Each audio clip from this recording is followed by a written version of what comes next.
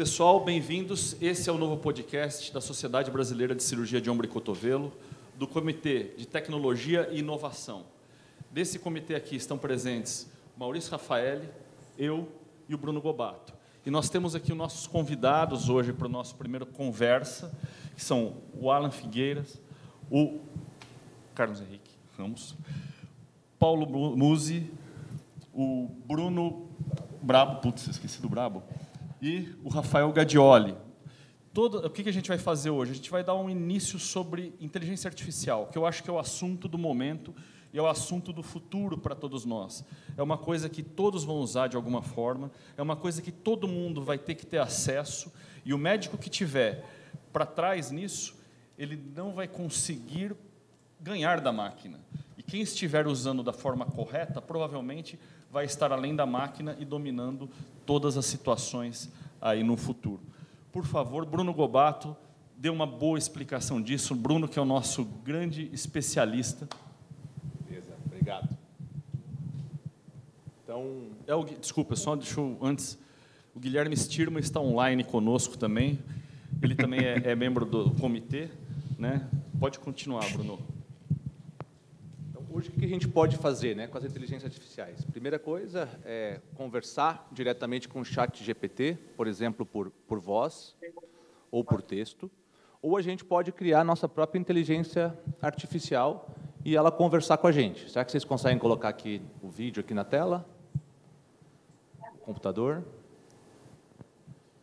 Olá, eu sou Pablo Bruno Gobato, sua inteligência artificial para o Shoulder Course, criado pelo Dr. Bruno Gobato. Meu objetivo é oferecer aulas detalhadas e científicas sobre síndrome do impacto do ombro, patologia da articulação acromioclavicular, importância da acromioplastia. Quais desses tópicos você deseja aprofundar hoje?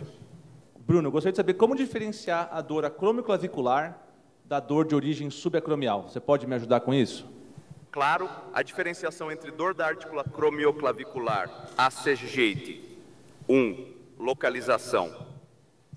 A dor é tipicamente localizada na região superior do ombro, diretamente sobre o ACJ. Pode irradiar para o pescoço, trapézio superior e face anterolateral do deltoide.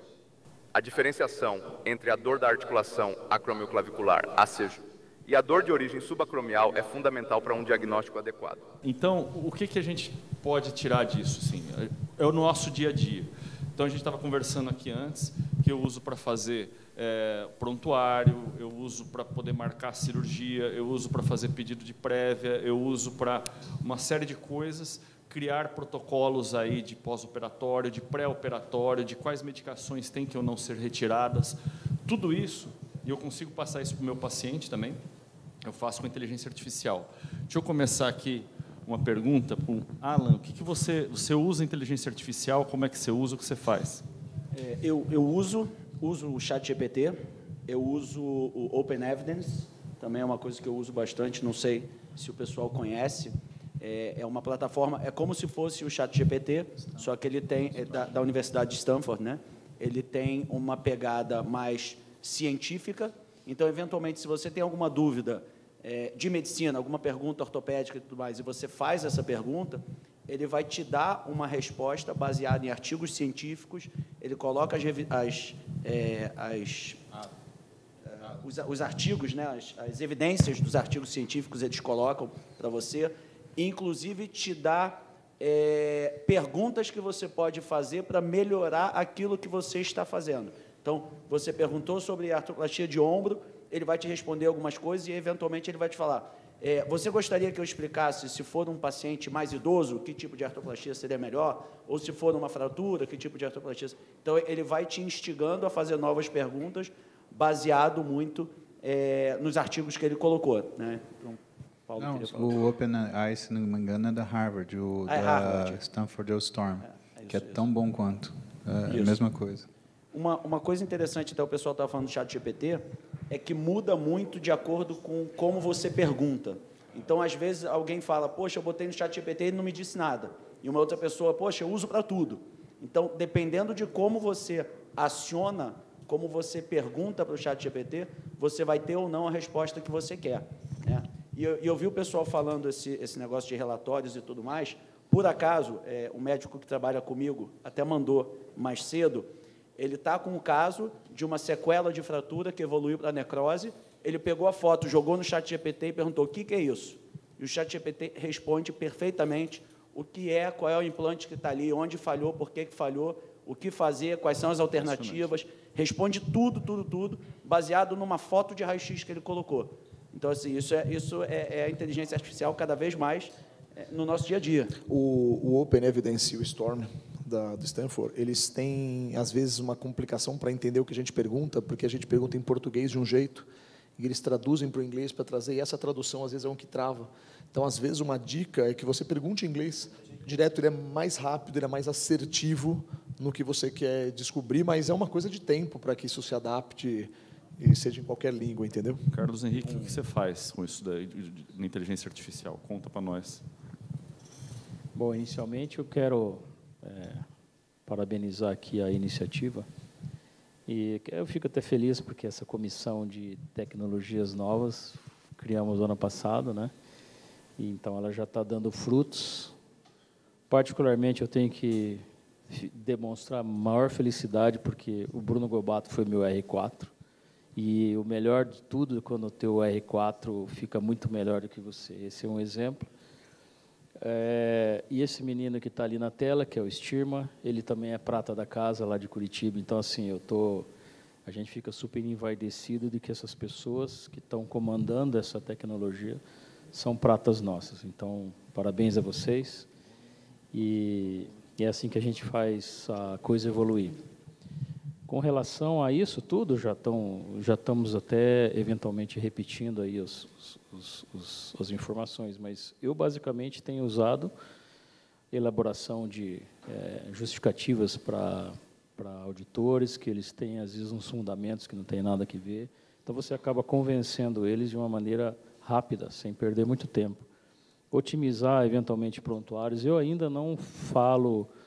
Eu ainda escrevo, mas provavelmente em breve eu vou ter o prontuário pronto, e tudo isso, claro que você tem que investir, né?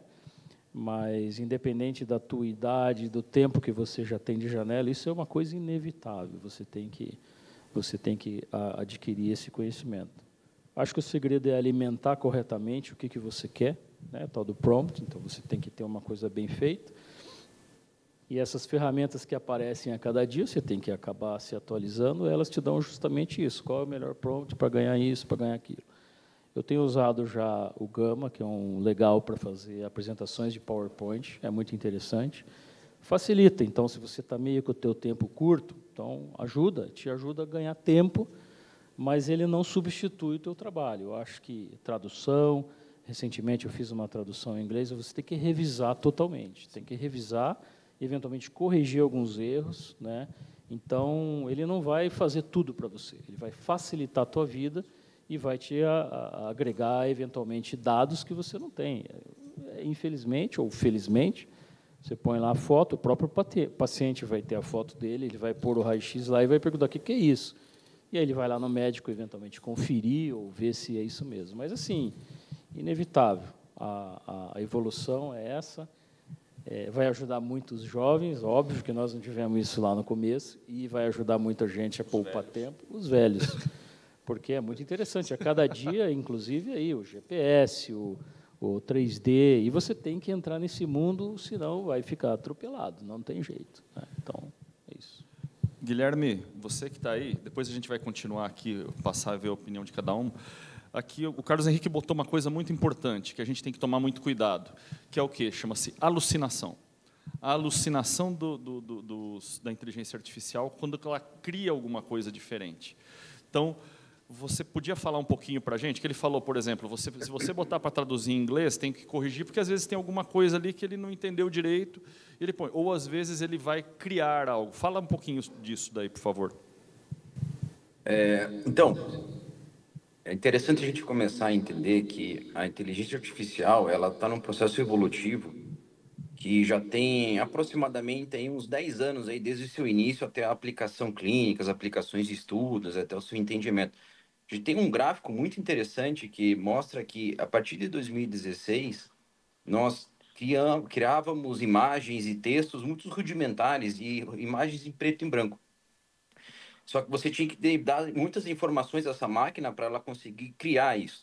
Hoje, você já com poucas palavras, você já consegue um prompt bem feitinho, você já tem textos que simplesmente são melhores do que a produção humana e imagens que são em HD e absolutamente fidedignas àquilo que você deseja. Tanto que a gente pode ver que hoje o ChatGPT também já consegue interpretar, fazer raio-x, que até uns 6 meses atrás a gente tinha dificuldade. O processo de entendimento do caducar, o ato de ele criar algo que não existe, está cada vez menor, né? Pelo fato de você estar aportando muito mais informação à máquina. Cada chat que a gente coloca, cada inteligência artificial, com o tempo, ela vai aportando novas informações. Cada texto que você coloca, você vai treinando. E isso de você caducar, o ato de ela criar coisas que não existem, é nada mais do que uma tentativa de responder o que você deseja.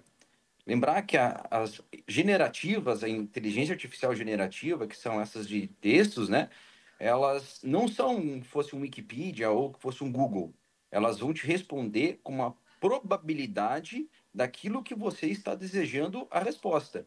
Então, quando ela cria algo, é para determinar ou para responder numa probabilística aquilo que você está desejando escutar. Então, o ato de caducar é criar algo para aquilo que você deseja. Claro, você pode deixar a máquina mais criativa ou menos criativa, isso daí tem funções dentro dos próprios chats mesmo, que você tem essa possibilidade, só que essas estimativas de erros estão cada vez menores, entendeu? Só que, muito bem colocado pelo Carlos, que é muito importante não só você fazer isso, mas ler, né? Você é a principal fonte ali, você tem que revisar, conferir, analisar, porque às vezes você realmente pode acertar referente à fonte, mas ela pode criar também. E lembrando que lembrando que quanto mais especializado é o seu prompt, quanto mais especializado é a forma de que você procura, essa probabilidade dela criar ou de inexistir ou esse conteúdo é menor. Então, isso é uma curva que está cada vez sendo mais assertiva, né? Menos problemas de erro na caducação da máquina, mas mesmo assim, isso nunca vai tender a zero, isso vai sempre ser um problema que cada um de nós temos que entender. Mas depende muito também de como você está utilizando, para que você está utilizando, a forma e também o jeito do chat. Por exemplo, o chat GPT, você já tem fontes ali que você já pode ter, já tem o 4.5, por exemplo, que é o 4.5 preview lá de research, que já é aquilo que a gente já imagina que já seja uma coisa muito interessante para pesquisa também, não só apenas as outras ferramentas que a gente acabou de conversar, hein? Também são métodos para você conseguir procurar e entender artigos, maneiras científicas para aquilo que você está desejando pesquisar. Então, esta linha é muito legal de a gente conseguir acompanhar, porque se você vai fazer uma mesma pergunta para vários chats, você pode ter várias respostas diferentes. Mas com o aprimoramento, o entendimento e você colocando ferramentas adequadas e forma de pesquisa, isso tende a reduzir. Então, o caducar existe, tem que ser tomado cuidado, né? Você tem que ter, fazer o entendimento, ler o que você está procurando e saber qual generativa que você está fazendo. Então, acho que isso fica a informação importante aí. Aqui, rapidinho. 3 frases que são dicas para vocês, que vocês botam em qualquer prompt. No final, não invente. Fala para ele, não invente. Revise antes de me apresentar e não tenha pressa. Ela tem que saber que você não tem pressa para responder, porque ela é que nem uma criança, ela vai sair jogando tudo. Então, se ela souber que ela não tem pressa para responder, então fala, não invente, não tenha pressa e só me dê a resposta depois de revisar. Você tem que escrever isso quando você quer uma pergunta para o ChatGPT. Tá? Então, você tem que explicitamente dar esses detalhes para a inteligência artificial.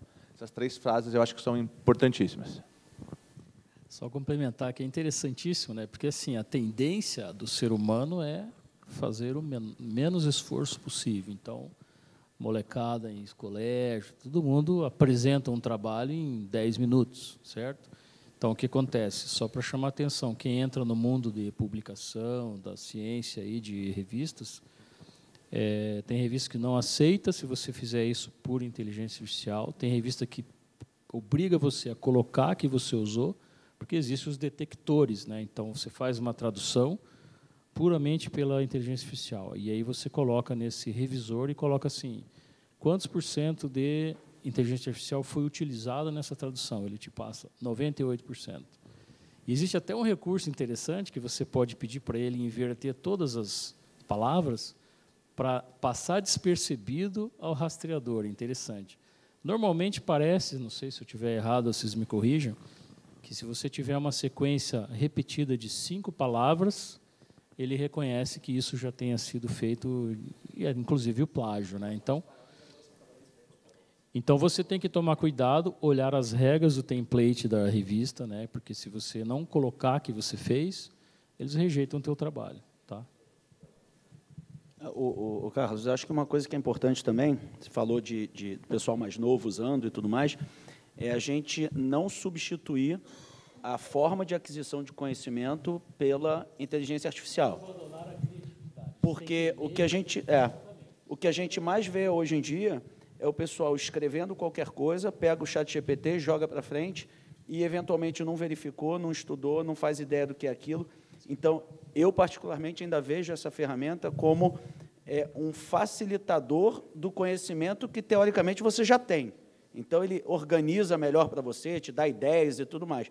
Mas a substituição do conhecimento pela inteligência artificial, da forma como eu vejo hoje em dia, eu acho extremamente perigoso, principalmente nesse início de formação de faculdade do pessoal e tudo mais, eu acho muito perigoso.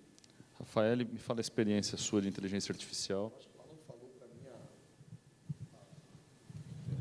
Eu acho que o Alan falou para mim a palavra, né? Eu acho que a inteligência artificial é um facilitador. Você precisa ter conhecimento para saber o que a inteligência artificial está fazendo com você. Nós usamos aqui, falamos a maioria daqui da utilização dele na prática médica, né? Então, o que você faz no teu dia. O Carlos ele trouxe um aplicativo extremamente inteligente, que é o Gama, né? Que ele te dá uma orientação sobre fazer aulas e apresentações, ele acelera muito esse processo, mas muitas vezes, quando você vai ler a apresentação, tem muita coisa errada escrita, muito detalhe errado, então você tem que saber do que você está falando para que você arrume alguma coisa que te adiantou fazer. Mas ele não pode ser o que faz. Mas eu aconselho vocês, compre passagem aérea, procura passagem aérea pela inteligência artificial. Sim, ele te dá 20, 30 sites com preços menores. É só você saber perguntar para a máquina direito.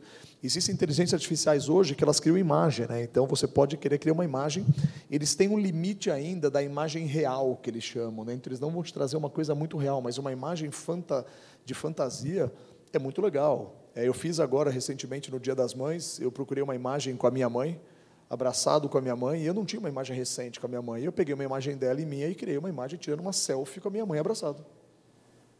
Entendeu? E mandei para minha mãe olhou e falou, mas eu não lembro dessa foto, filho. Eu falo, mãe, mas tiramos semana passada. E ela vai continuar não lembrando, tem que bugar. Então, assim, eu acho que a inteligência artificial, e para mim, talvez o mais difícil da inteligência artificial não sou eu usar, porque eu sou velho. É como explicar para minha filha usar a inteligência artificial e estimular ela a continuar estudando e utilizando a inteligência artificial para o bem e não para resolver os problemas. Para artigos científicos, então, por exemplo, hoje, o que eu tenho usado, então, o Dr. Carlos Henrique Ramos me convida para escrever um capítulo de livro. Eu faço o esqueleto do capítulo de livro utilizando a inteligência artificial. O esqueleto, não o capítulo. Aí eu vou completando aquele esqueleto com o conhecimento e com a pesquisa. Eu puxo artigos para o meu capítulo utilizando a inteligência artificial. O Open Evidence é fantástico para isso, o Storm é fantástico para isso. Mas a frase é um facilitador. Ele não pode ser um executador do que você quer fazer. Paulo, fala sobre isso também, fala sobre essas inteligências artificiais de Stanford, de Harvard, para a gente entender melhor como funciona isso. A gente tem à disposição uma série de inteligências artificiais e tem um tempo que eu me propus a transformar isso numa ferramenta viável, porque o que vocês escutaram sobre o quanto uma inteligência artificial ela alucina é real. Então, a gente coloca determinadas coisas no chat GPT, por exemplo, e ele dá respostas malucas. Agora, gente, é a mesma coisa que você... Imagina que você pudesse ser sei lá, um capitão do navio que não soubesse dirigir um navio e começasse a mandar no piloto do navio como ele tem que dirigir o navio. É essa comparação. A inteligência artificial, ela não é uma inteligência artificial, ela não é uma inteligência autônoma, ela é uma inteligência artificial. Então, toda inteligência artificial que você for usar, ela tem que ser programada por você. Então, por exemplo, eu gosto na área de estudo, quando eu tenho um material, por exemplo, em PDF, e aí eu carrego esse material em PDF, porque, entenda, todo livro bom de conteúdo não significa que ele seja bom de didática. Então, você pode pegar, por exemplo, um conteúdo em PDF e falar, eu quero que você faça um roteiro de estudo a partir desse material, e não invente nada. Segunda coisa que você pode fazer, eu quero que você faça cue cards, ou cartões de referência, para eu estudar de volta, ou para eu rememorar depois de ter estudado um capítulo. Ele te dá o plano de estudo inteirinho, e ele te dá os cartões de referência para você lembrar dos pontos-chave depois. Então, no estudo, é assim que eu uso. Na parte de artigo, e aí a gente tem o Open Evidence, que é da Harvard, você tem o Storm, que é de Stanford, e você tem uma outra ferramenta que chama Consensus, que é uma ferramenta que a gente usa para ver o que é, por exemplo, conjuntos de artigos falando sobre uma hipótese que você tenha. Então, você cria uma hipótese lá, por exemplo, prótese anatômica é melhor que prótese reversa. Ele vai te dar uma série de artigos que falam a favor, que falam contra, e ele te dá se você assina o programa, ele te dá uma coisa chamada Consensus Meter, que é a taxa daquilo que você falou, quanto isso é verdade ou não, quanto a literatura ela concorda ou não com a tua hipótese. E ele te dá o porquê. Então, essas coisas elas ajudam a gente fazer a organizar o nosso trabalho. Mas uma das coisas mais importantes que eu vejo, por exemplo, quando a gente separa artigos médicos, é você pedir para a inteligência artificial identificar os vieses metodológicos do seu artigo e entender as limitações daquilo que é o resultado dele. Então, isso é uma pergunta interessante para você fazer. O artigo ele não é bom, vocês estão aqui hoje, vocês sabem que não é o resultado, né? É a metodologia dele. Agora, vocês já pararam para pensar nos vieses que a gente tem? Porque tem muita metodologia que cria vieses, e aí você vai falar alguma coisa e aquilo, né, simplesmente não reflete o que é a realidade. A gente está no Brasil, vamos voltar um pouquinho para a época da residência, estudaram Rockwood traduzido. Né? Como é que era? Tinha um capítulo, opinião do autor, que muitas vezes não tinha relação com o capítulo, e tinha a opinião do tradutor, que muitas vezes não tinha relação com a opinião nem do capítulo, nem do autor. Quer dizer, e aí, você é residente, o que você responde? A, B ou C? Então, quando a gente tem essa oportunidade de usar essas ferramentas para isso, a gente acaba tendo um resultado diferente naquilo que é a qualidade do conteúdo ou a robustez do conteúdo que você está adquirindo. Quer dizer, aquela informação ela é confiável de verdade? Até porque eu acho que na fase que todos estão, vocês sabem que não é porque está escrito que aquilo é verdade. Vocês sabem que muitas vezes você olha uma coisa e fala, não, isso daqui foi feito para chegar em tal resultado. A última inteligência artificial que eu tive contato, Bruno, foi o Manus. E aí eu queria que você me falasse do Manus. O Manus eu achei a mais assustadora de todas. Né? Eu peguei Manus AI. Tanto que foi até complicado para eu conseguir acessar. Essa é a mais cara de todas. E eu não sei como é que eu consegui, eu acho que foi o que eu falei que eu queria fazer com ela, mas eu peguei e escrevi... A gente vai botar o vídeo do Manus daqui a pouquinho. O Bruno Brabo, me fala, como é que você vê a inteligência artificial, como é que você usa, o que você acha de tudo isso, dá a sua opinião, você e depois o Rafael Gadioli. O Rafael Gadioli vai ser bom porque ele é o mais jovem de todos. Então, como ele é a criança daqui, ele é o que deve mexer melhor, né? Apesar de não parecer. Bom, primeiramente, agradecer o convite aí de estar do lado dessas feras, todas as referências na cirurgia do ombro e cotovelo. A inteligência artificial está aí, né? Não tem como fugir. Eu acho que já todos os conceitos aí de como lidar com ela já foram falados aqui. É só trocar um pouco da minha experiência. Eu uso muito o Consensus. Eu faço parte de uma instituição de ensino, né, de residência médica. Preparo muita aula e sempre procurando baseado em artigo científico. E o Consensus ajuda muito isso, muito, porque eu costumo dizer que é uma mistura do ChatGPT com o PubMed. Você dá o prompt, um exemplo. Quando é que eu indico um tratamento cirúrgico uma lesão SLAP? Você coloca, de preferência, fazer a pergunta em inglês, o aplicativo em inglês, o site, e aí ele vai te dar essa resposta baseada em todos os artigos científicos que tem no PubMed. E aí ele mostra, primeiro ele dá a resposta, ele dá a metodologia que ele usou, e depois ele faz uma conclusão baseada em todos os artigos, e no final disso, ele lista todos os artigos, em uma média de 8, 10 artigos, e aí você pode depois procurar lá em todos os artigos e ver de onde ele tirou tudo, toda a referência. Então, com isso, você pode até escrever um artigo científico, por exemplo, né, utilizando essa metodologia. Eu uso muito.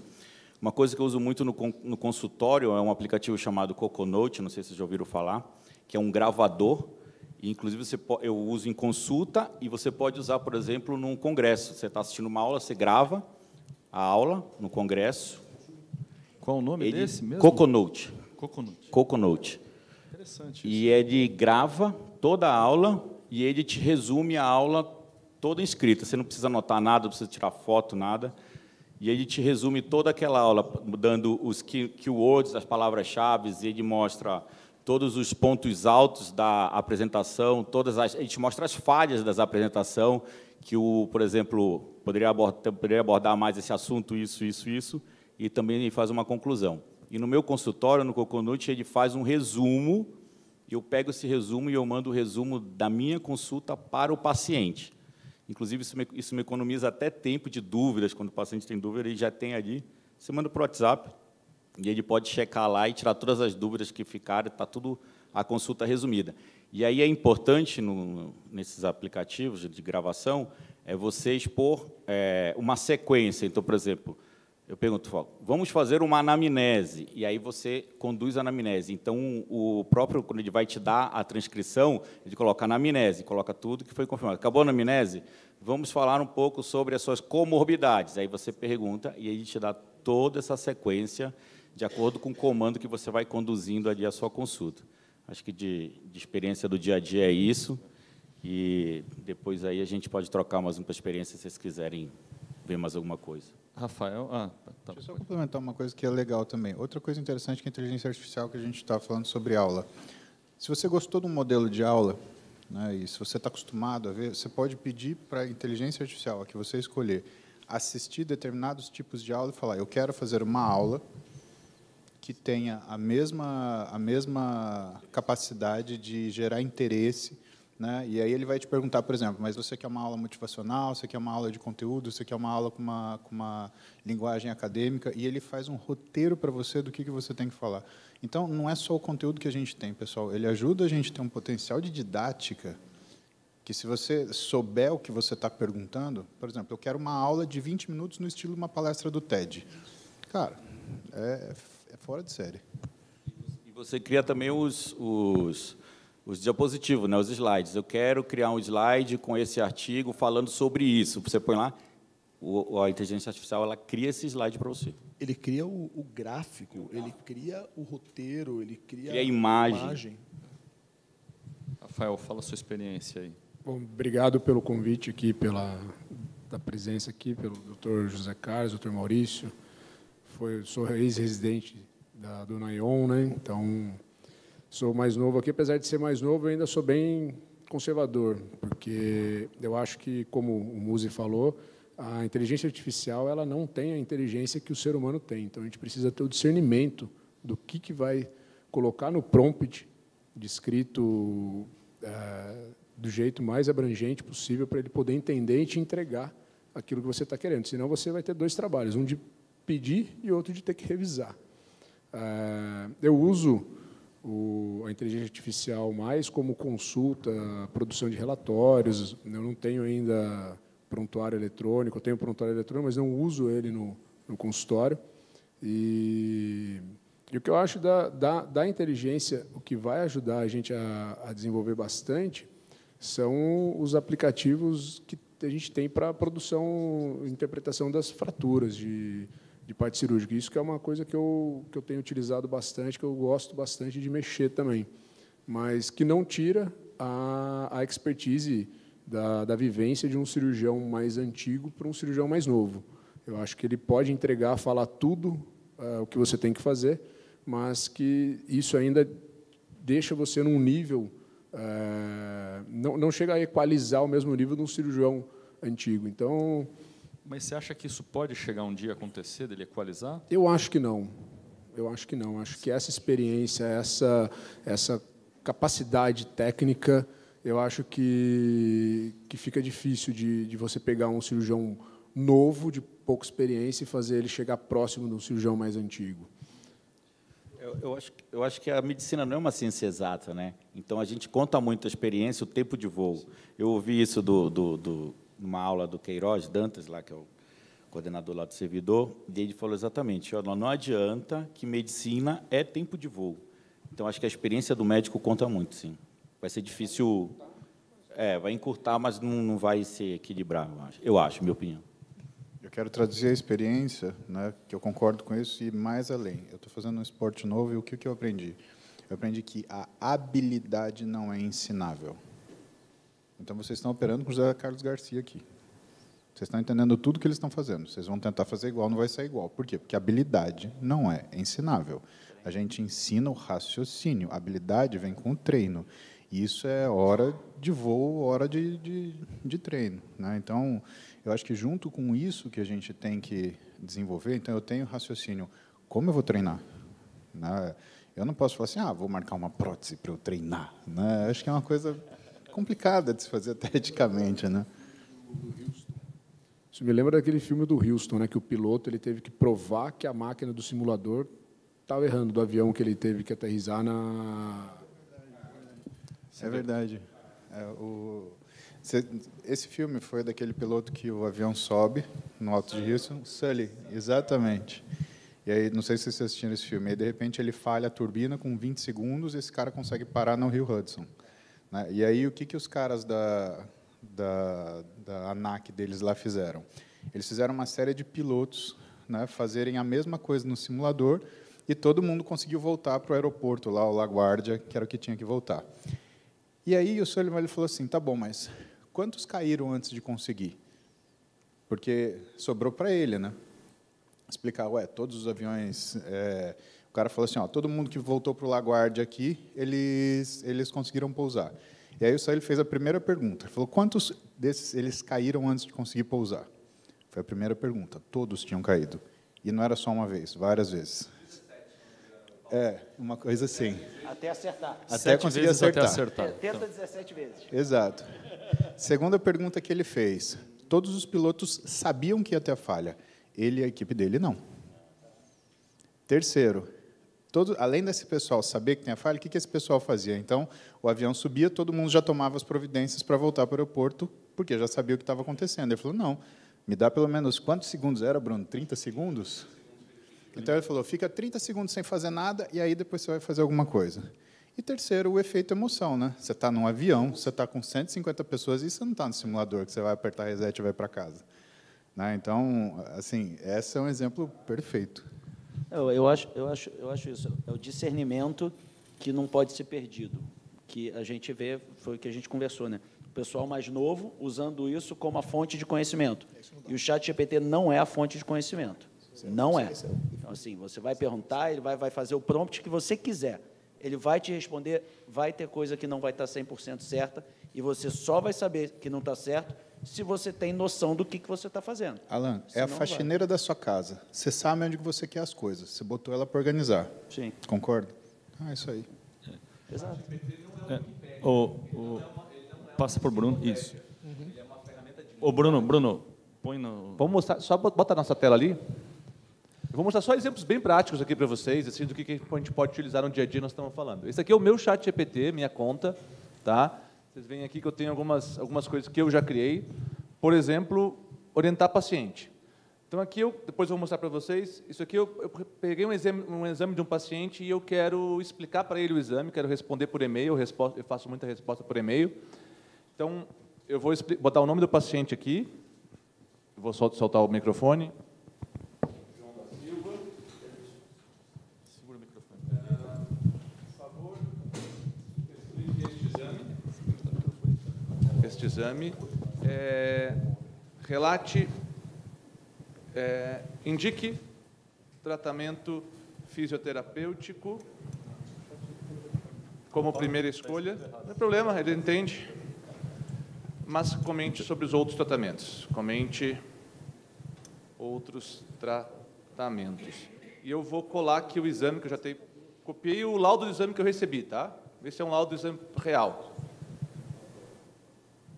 Então, eu ensinei mais ou menos esse ChatGPT o que ele queria que ele escrevesse. E ele vai escrever essa carta para o paciente agora.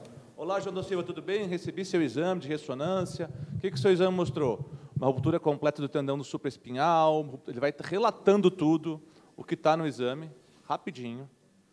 Aí, eu sempre pedi para ele sempre usar o nome do paciente. Então, eu ensinei ele, use o nome do paciente 1 ou 2 vezes para ser algo pessoal. Então, olha aqui, ele falando, João, mesmo com essas lesões, a primeira escolha de tratamento é a fisioterapia. Por quê? Porque eu que decidi, né?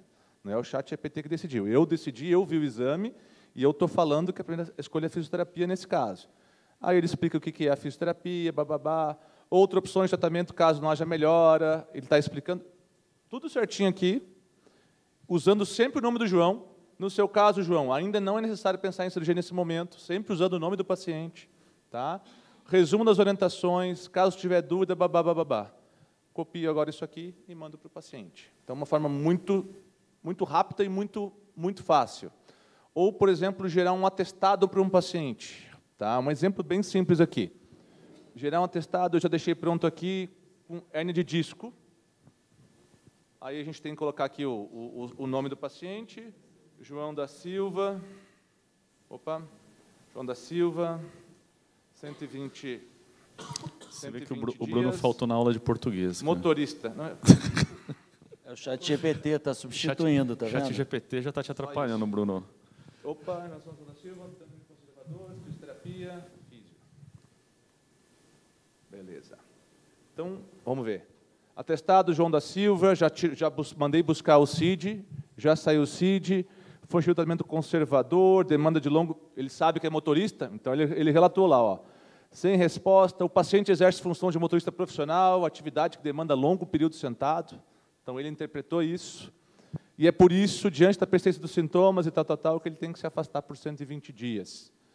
Então, a gente pode fazer isso na mão, copia e cola, um atestado de 120 dias, ou com o mesmo tempo que eu levei para fazer um atestado de 120 dias simples, atesto por 120 dias, eu posso escrever um atestado, digamos, bem feito. A mensagem é a mesma, mas eu acho que a forma como a gente manda a mensagem é diferente. E eu só queria mostrar, Paulo, que você falou do Manus, ou sei lá como é que funciona. Esse Manus é um troço de outro mundo.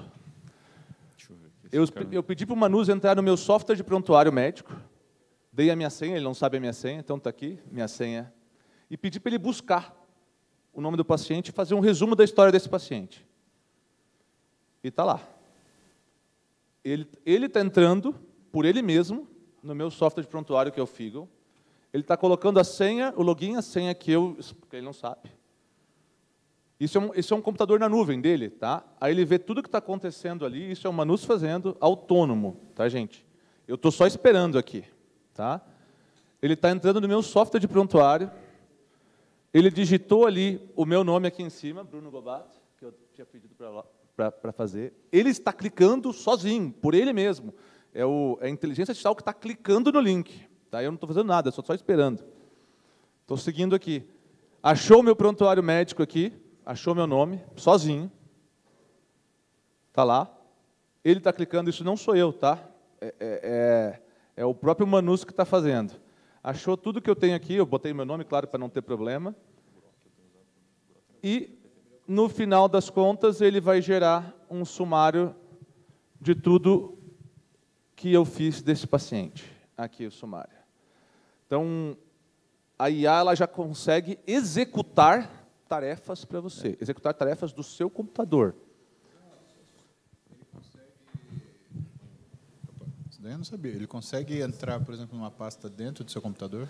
Não, porque nesse caso está na nuvem, Paulo. Esse especificamente não, porque ele está na nuvem. Ele está executando na nuvem. Ele tá? não tem acesso à sua máquina, ele tem acesso ao que está em sites ou na nuvem. Calma. Não é? Esse não. Mas o cloud, que é outra inteligência artificial, se você der permissão para ela, você pode falar, Cloud, olhe todas as pastas que estão na minha pasta desktop ou documentos e faça um resumo de todas, do teu computador. Precisamos conversar. Cara, pensa...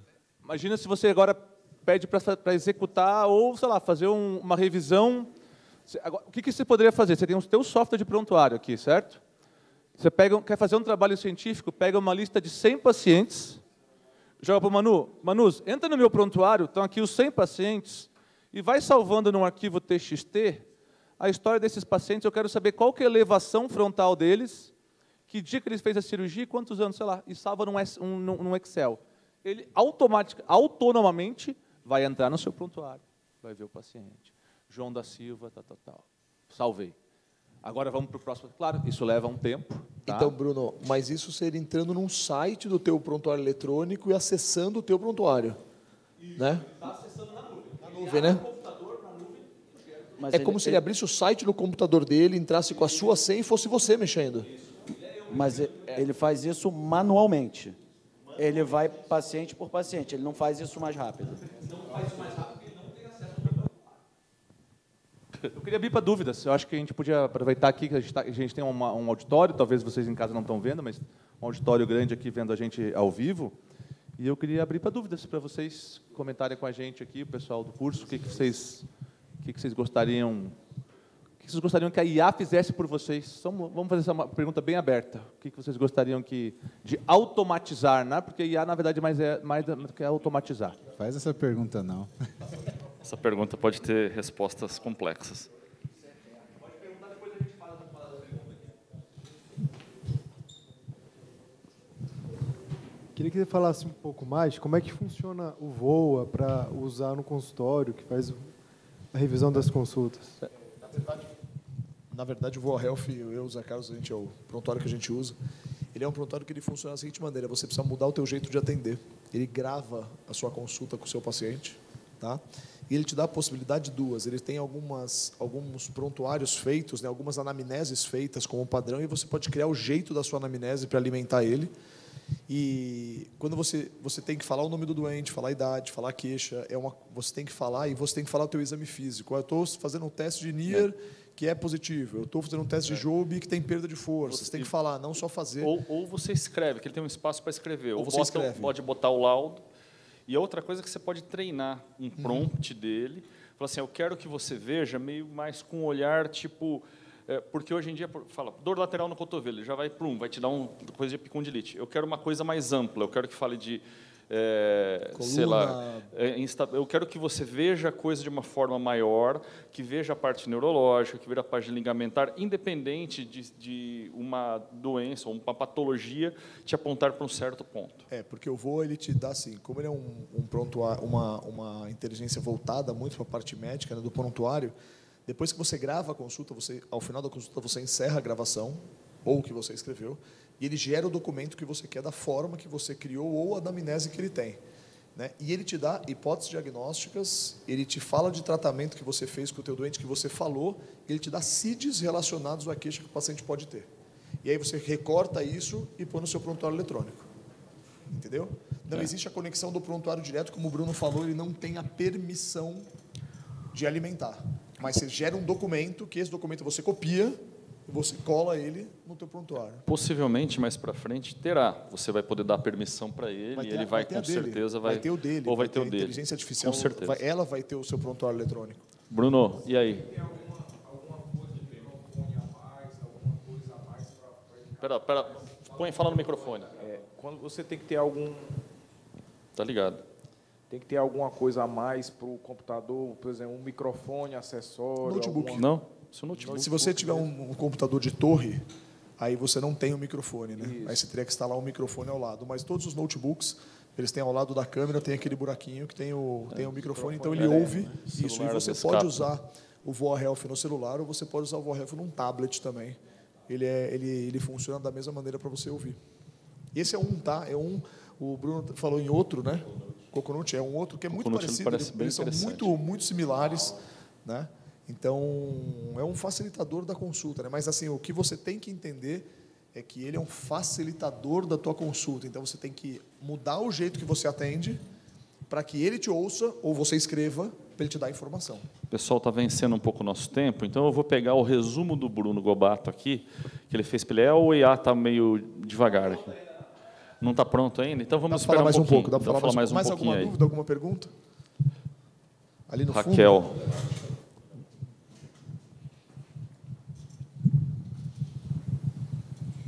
Eu acho que hoje em dia todo mundo já sentiu a importância que é o marketing nas redes sociais, né? Atualmente a gente acaba dependendo muito disso. E eu particularmente acho isso um saco. Mas pensando então na inteligência artificial como uma forma de criar um atalho para a gente, eu gostaria de saber da experiência de vocês, se vocês assim têm alguma experiência com alguma dessas empresas que façam marketing de uma maneira mais orgânica, diferente do que a gente tem visto, assim, que muitas vezes a gente vê propagandas assim de médicos que a gente percebe, assim, obviamente que foi feito ou por inteligência artificial ou por alguma empresa de marketing muito ruim. Eu não sei se o marketing fazer, né? Eu acho que o Paulo talvez seja um grande cara para te explicar mais um pouco disso do que eu. Ele tem só um pouco mais de seguidor do que eu, então acho que ele, né, tem um pouco mais de experiência. Mas o que você pode fazer é você gerar, através da inteligência artificial, roteiros para seus posts ou suas orientações junto à inteligência artificial. Ele te dá uma sequência do que você faz todo dia, se você quiser. Monte os próximos mês para que eu aumente seguidores. Ele consegue te dar orientação. Mas ele talvez fazer o marketing, Paulo, como é que você vê isso aí? Não, ele não faz. Né? E aí você tem alguns tipos de marketing que você tem que entender. Vamos falar de marketing. Primeiro, você tem que diferenciar o que é marketing de captação para o que é marketing de retenção. O marketing mais importante para você que é médico é marketing de retenção, não de captação. Esse paciente que passou com você porque ele tem uma dor no cotovelo, ele tem que ter preocupação, por exemplo, você tem que ser a primeira coisa que ele lembra com qualquer dor que ele tenha. Até para ele, se ele tiver uma dor de barriga, ele liga para você: doutor, eu estou assim, assim, assim, para onde eu vou, quem eu procuro? Por que isso é importante? Isso é importante porque na tua vida o que faz diferença, eu estou te falando da minha experiência, tá? É a rede de conexão médica que você tem, as pessoas que vão te mandar paciente. Então, quando você referencia para outra pessoa, você está fazendo uma coisa que é entregar alguma coisa para ela de forma gratuita. Isso gera uma sensação de obrigação. Isso quer dizer que essa pessoa vai te devolver esse paciente também, tá? Segunda coisa que é importante você ter o marketing de retenção.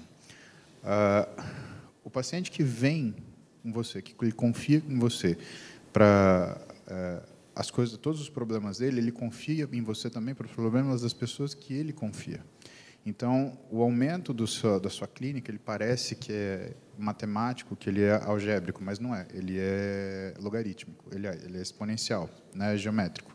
Porque cada uma dessas pessoas vai te indicar outras pessoas. E não tem uma outra forma de ser feita. À época, quando eu me formei, eles estimavam que se você montasse uma clínica com fonte em convênio, você demoraria pelo menos 5 anos para você formar uma quantidade de paciente que sustentasse essa clínica. Se você fizesse isso num consultório particular, esse tempo já aumentava para 8 anos. Na prática, eu montei minha vida para trabalhar com particular, e realmente demorou 7, 8 anos para eu chegar nisso daí. Então, não tem muito como você fugir do tempo, porque você precisa de uma massa crítica de gente atendida para você poder ter essa fluência, essa demanda. Vamos falar do marketing de captação. O marketing de captação, ele trabalha com aquilo que gera o marketing de retenção, que é confiança. Isso não sou eu que estou falando, tá? Isso é um sujeito chamado Kenneth Arrow, que em 1963 ele definiu o que era o que o médico vendia. Fala para mim o que você vende no seu consultório. Bem-estar, qualidade de vida. Não, isso não é commodity. Outra chance. Não, você não vende tempo. Você não é taxista, você não é nada disso. O que mais? Vocês deram as respostas que todos os médicos deram para o Kenneth Arrow. Está faltando algumas. O que vocês vendem? Não porque você vende meio, não final. Conhecimento você não vende porque conhecimento médico é o mais caro de todas as profissões. É o profissional que mais demora para se formar, é o que continua estudando e que não tem como você vender isso. Zé Carlos, confiança. Kenneth Arrow ganhou simplesmente um Nobel por conseguir fazer isso. Ele falou que a gente vende confiança. O marketing de retenção, ele se mistura com o marketing de captação, que é gente te procurar, pelo nível de confiança que você consegue trazer para essa pessoa. Então, isso vai desde o seu soft skills, né? Aí a gente fala de outro cara, né? Que é uma outra história mais longa, mas vamos voltar para o marketing. Mas o marketing de captação, que você quer dizer com a rede social, ele não é um marketing que é para te trazer paciente, é que é para gerar confiança em você. Então, o número de pessoas que seguem você, e eu posso te falar isso, ele é irrelevante. Se você falar assim, Paulo, mas 2.000 pessoas me seguem, isso é pouco. Então, eu te convido para ficar aqui na frente de 100 pessoas, sei lá, 50 que a gente está, e você simplesmente falar alguma coisa. Você me fala se você vai se sentir confortável ou não. E eu tenho certeza que não. Então, 2.000 pessoas é muita gente. Você já parou para pensar o que é atender 2.000 pessoas? Eu tenho um consultório desde 2005, a gente tem, acho que, 25.000 pacientes atendidos. Tá? Por isso que eu também estou querendo pegar e fazer o Humanos entrar lá, porque eu quero levantar umas coisas. Mas, assim, para 13 milhões de seguidores em todas as minhas redes sociais, 25.000 pacientes, então, o que é esse ajuste? O que eu, por exemplo, vendo na rede social? O que eu vendo é trazer confiabilidade. Então, quando você vai fazer alguma coisa na rede, você tem que entender que você não está buscando paciente. Você está prestando um serviço. Hoje, eu estou na Câmara Técnica de Medicina Esportiva do CFM. E qual que é o meu argumento principal? A medicina está tão ruim simplesmente porque ela não acompanhou o que era o acesso às redes das outras profissões. Dentista coloca antes e depois, desde sempre. Dentista coloca antes e depois de botox. Vai o cirurgião plástico fazer isso. Vai você que é ortopedista fazer um cara, olha, esse cara estava mexendo aqui, olha, agora não está, ou então não estava, agora está. Então, veja, o meu argumento é, a gente deixou uma série de profissões falarem pela nossa profissão, né, durante muito tempo. Quando a gente foi querer retomar isso de volta, né, com tudo aquilo que seriam os entendimentos éticos dos nossos predecessores, as coisas elas não estavam ajustadas. Então, o que a gente tem que fazer? A gente tem que retomar isso, na verdade. Vamos falar de alguma coisa prática para você. O que eu recomendo que você faça? Primeiro, não contrate empresa de marketing. A empresa de marketing quer vender você, não criar confiança em você. E o que tem de bobagem publicada. Você olha assim e fala, nossa, essa empresa de marketing é uma porcaria. Ela tem 4, 5 médicos, você sabe qual a empresa que é, porque são os mesmos posts, é médico falando de legume, você não tem que falar de legumes, você tem que falar de coisa médica. Mas eu sou, sei lá, médico do esporte, nutrólogo. Então, quem fala de legume é nutricionista, você vai falar de outra coisa, dentro da medicina esportiva. E uma empresa de marketing, ela não vai saber fazer isso. Dentro da ortopedia, o que você vai fazer? Né? Então, em primeiro lugar, a ferramenta que eu te indico é uma ferramenta chamada Also Asked, ou também perguntado. Essa Also Asked, ela te dá, você coloca um tema, aí você vai ver o que está sendo perguntado sobre aquilo, ou no seu país, ou no país que você tem interesse, ou você vai ver no mundo, no geral, o que eles estão perguntando. E aí você vai pegar todos esses assuntos, você vai jogar na outra inteligência artificial, e aí você vai fazer o seu prompt. Esses assuntos, eu gostaria de tratar desses assuntos, eu quero que você me sugira uma sequência lógica e didática, com textos, para caber em vídeos de até 1 minuto, sobre cada um desses temas. Ele vai gerar uma porrada de cue card para você. Qual é o seu outro trabalho? Seu outro trabalho é conseguir falar para uma câmera. Tá? É muito difícil fazer isso. O Bruno está falando que não é fácil. Não é fácil mesmo. E é muito arriscado você criar um personagem seu para fazer isso. Por quê? Porque o dia que, se eventualmente esse paciente da internet for parar no seu consultório, ele quer achar aquilo que tem na internet. Ele não quer saber quem é você. hoje no meu consultório, eu não tenho um paciente que vem pela internet. Os meus pacientes são todos indicados por outros pacientes. 2 razões. A rede que eu construí foi antes da internet, eu já era eu antes da rede social. Então, o meu consultório ele ficou pleno porque eu investi nesse tipo de trabalho. Né? Então, antes da rede social, ele era cheio. E a segunda coisa que a gente teve que fazer é mudar o valor de consulta para não ficar acessível para curioso. Se o cara quer só saber que eu existo, né, ele não vai pagar o valor de consulta que eu cobro. E, gente, tem umas histórias malucas que acontecem lá na clínica. Né? Teve um sujeito que ligou uma vez querendo saber quanto que era o dia do Paulo Musi. Opa. Cara, isso daí é perigoso. Eu falei assim, é perigoso. Virei job, né? Esse cara queria passar o dia comigo. Eu falei, vamos passar onde? Não, feliz para o outro, para mim ia ser triste, né? Então, assim, tem gente louca, sabe? Tem gente que você vai sair, você não vai tratar com anti-inflamatório, você vai tratar com Aldol. Você fala, amigo, teu caso não é de, sei lá, de clofenaco, é de Aldol 3 vezes por dia. Mas, assim, a diferença, a pessoa que vai chegar no teu consultório, ela tem que encontrar você. Então, você tem que treinar fazer isso. E treinar fazer isso é imaginar que com quem você está falando no telefone, na rede social, seja uma pessoa, seja o seu paciente. Né? E, de fato, isso precisa treino, isso precisa você, às vezes, trabalhar a dicção, às vezes, trabalhar a voz, trabalhar a sua imagem, tomar cuidado com, por exemplo, hoje, o pessoal cansou do que é aquela imagem de vídeo ultra produzido. O pessoal quer diferente. Quer ver você, tua cara, saindo do centro cirúrgico, cabelo amassado, com marca de óculos na cara, com marca de coisa. Não dá para exagerar nisso. E você não pode parecer desleixada, mas, ao mesmo tempo, você não pode ficar arrumadinha demais. O centro, hoje, a gente está na era do conteúdo. Tá? E aí, o que é mais complicado? O mais complicado é que a gente tem, hoje, um problema de curadoria. Por quê? Porque todo mundo tem conteúdo, mas ninguém tem curadoria.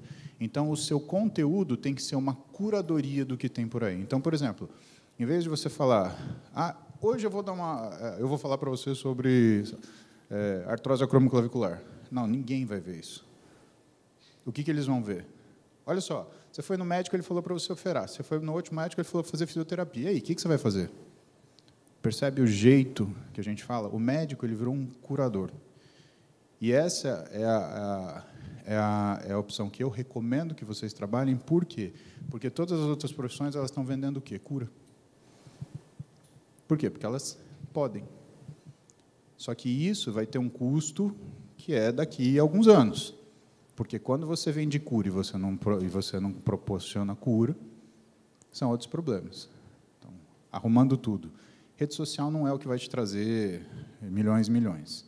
Rede social é você apontar para aquilo que é o seu objetivo. Qual é o seu objetivo? É ter uma clínica que atenda, que seja trabalhe dentro de um esquema de convênio. Então, você vai ter que ter médicos parceiros, você vai ter que ter uma coisa clínica para a conta fechar. Você quer ter uma clínica particular? Então, você vai ter que ter paciência. No começo, atender um paciente por semana. Foi assim comigo. Em 2004, 2005. Depois disso, você escolheu sua linha de trabalho. O que você tem que fazer? Você tem que entender como que você vai se comunicar, trabalhar a sua comunicação. Então, o Also Ask, para você saber o que o pessoal está perguntando, você pode elaborar isso com consensos, por exemplo, mas o que você tem que lembrar? Quem você está falando? Você quer captar paciente ou quer aumentar a confiança no paciente, você tem que usar uma linguagem para paciente. Se você for escolástica para se mostrar para os seus amigos médicos, está ferrada. E eu fiz uma opção. Quando eu comecei a escrever coisas na internet, um monte de cara vinha tirar o sarro. Mas isso é assim, isso é assado, isso está errado, isso não é assim. Tá bom, eu não estou fazendo para você. Né? Então, para o paciente. Eu vou falar uma coisa para vocês que eu acho que é o centro daquilo que me fez conseguir progredir na minha profissão. Quando eu decidi que eu ia fazer o que eu gostaria, e dinheiro nenhum no mundo paga você deixar de fazer aquilo que você estudou. Não paga. Eu aprendi ortopedia por causa do José. E eu estou na ortopedia até hoje porque eu posso trabalhar com ele. E, de verdade, eu não tenho dinheiro no mundo que me compre os dias que eu estou operando com ele. Não tem. Tá? O dia que eu consegui entender isso, que eu fui traçar isso na minha vida, eu peguei o meu ego, coloquei na sola do meu sapato e eu pisei em cima. Eu não estou aqui para disputar com ninguém. Eu vou fazer o meu e dane-se. Por quê? Porque a gente é muito sensível ao que vem dos outros, principalmente de colega, porque só vem crítica. A gente estava falando com ela no almoço, né? Convidaram para escrever um livro. Cara, eu vou escrever um livro, vamos falar um monte de coisa, vamos falar que está errado, vamos falar que está mal feito, vamos falar que está difícil. Por que eu vou fazer isso? Por que eu vou me expor? E rede social é exposição. Então, como que você vai se expor? Você vai se expor de uma forma programada, com o seu ego debaixo do seu sapato, para fazer o quê? Para trazer confiança. De quem? Do paciente que você quer. E essas escolhas elas têm que ficar claras. Tá? Todo dia de manhã, eu abro uma jossa de uma live, porque eu tenho que fazer cardio de manhã. Então, eu faço meu cardio para aguentar a encheção de saco, que é ficar numa bicicleta, eu fico respondendo pergunta de gente. Vocês não precisam fazer isso. Agora, às vezes você abrir o Instagram, né, e aí você responder pergunta, deixar a caixinha de pergunta lá, e você responder 5 perguntas, 7 perguntas por dia, ou 3 vezes por semana, cara, isso tem um efeito de spread gigantesco. Pensa no simples. Começa no simples. A sua rede social é você. A pessoa que vai te encontrar na sua clínica tem que encontrar aquilo que ela encontrou na frente do telefone dela. E não ache que seguidor é dinheiro. Não ache que seguidor é sucesso. Não ache que seguidor é prestígio profissional. Eu tenho um exemplo de prestígio profissional, eu tenho 100 exemplos de desprestígio profissional. A única coisa é que eu sei fechar a janelinha, o que eu não quero escutar, não escuto, e dane-se. Não, foi ótimo isso aí. É uma aula. Eu acho que são coisas que ninguém fala para a gente, assim, é uma coisa que vale para todo mundo. Eu acho que o podcast nosso ele tem uma inovação também em inserir as pessoas dentro do mercado aí da internet, tudo. Então, eu acho que isso é super importante também. Bruno Gobato, ponha aí você resumido.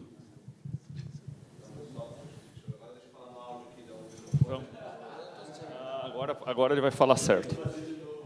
Então, rapidinho, né? Para vocês verem como tem o Voa Health, né? A gente gravei aqui pelo meu computador, ele transcreveu aqui essa conversa que a gente teve. De uma forma muito simples, você joga no chat GPT, pedir para ele fazer um resumo dessa conversa que a gente teve, importância da formulação da pergunta, IA e linguagem, as aplicações do Gama que o Carlos Henrique falou, os riscos das alucinações, provavelmente pelo Guilherme, ele acertou, foi o Guilherme que falou, dicas práticas de IA, aquelas 4 perguntas que eu falei, ele já gerou aqui desse texto, ética na publicação científica, o Open Evidence e o consensus que o Paulo falou. Então, de uma forma muito simples, aqui a gente consegue gerar um sumário dessa conversa, dessa conversa. Então, pode usar o Voa Health? Pode, mas se você quiser fazer de graça, dá para fazer de graça. Isso aqui foi feito de graça. Tá? E daí, bota o áudio lá, fazendo o favor do coisa. Chegamos ao fim de mais um episódio e esperamos que essa conversa tenha despertado reflexões importantes sobre o uso da inteligência artificial no nosso dia a dia como profissionais da saúde. A IA não é apenas uma ferramenta do futuro, ela já está entre nós. Foi gerado agora, tá? Isso aqui eu não fiz antes, não, fiz agora. Na educação médica e na pesquisa científica. Mas, como vimos, ela exige responsabilidade, senso crítico e, principalmente, discernimento. Não podemos abrir mão da criatividade, da curiosidade e do estudo. A inteligência artificial pode facilitar, organizar, até sugerir, mas ela não substitui o conhecimento humano. Somos nós que damos sentido às informações. Nosso maior desafio, talvez, não seja entender a IA, mas ensinar as próximas gerações a usá-la com ética, consciência e sabedoria. Se você gostou desse episódio, compartilhe com colegas, professores e estudantes. Vamos continuar essa conversa, porque o futuro da medicina está sendo escrito agora e ele será híbrido, humano e digital. Até a próxima. E para provar, ó, eu mandei o áudio e aqui está o texto que foi acabado de gerar 1 minuto atrás. Esse texto, a gente está... Então, é ao vivo, né? A gente está com um projeto de criar também uma página no Instagram E eu acho que a gente pode, mais para frente, subir esse texto no Instagram, na página do nosso Comitê de Tecnologia e Inovação, para que as pessoas tenham acesso a isso aqui, não só os médicos da Sociedade Brasileira de Cirurgia de Ombro e Cotovelo, mas vários outros colegas ortopedistas e interessados aí. Tá? Agora a gente acho que vai ter que terminar. Eu vou pedir depois para o Rei dar uma cortada naquela parte que o Bruno falou sem microfone, mas que ficou brilhantemente resumida pelo Bruno, número 2 aqui. Tá? E eu espero ver vocês no próximo podcast do Comitê de Tecnologia e Inovação da Sociedade Brasileira de Cirurgia de Ombro e Cotovelo. Um abraço.